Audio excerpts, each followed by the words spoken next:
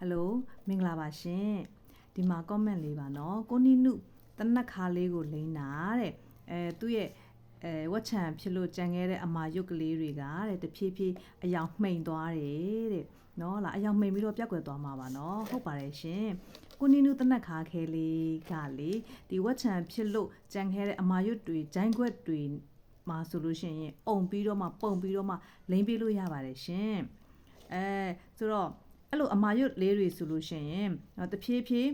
အယောင်မှိန်ပြီးတော့မှပြက်ကွယ်သွားပါလိမ့်မယ်ဂျိုင်းခွက်တွေဆိုလို့ရှိရင်လည်းတဖြည်းဖြည်းအသားတက်လာပြီးတော့မှနော်ဟာလားဒီအဆင်ပြေသွားပါလိမ့်မယ်ရှင်ပြီးတော့လေအဲ့ဒီကွန်တီနု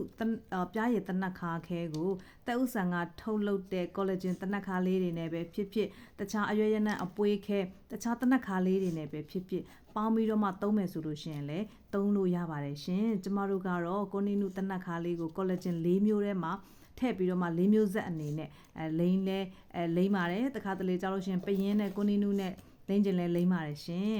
အဲ့ဒါလေးကိုကိုနီနုနဲ့ပတ်သက်ပြီးတော့မှကိုနီနုပြားရည်တနက်ခါခဲနဲ့ပတ်သက်ပြီးတော့ပြပြတာပါရှင်အဆုံးထိကြည့်ပေးလို့ကျေးဇူးပါနော်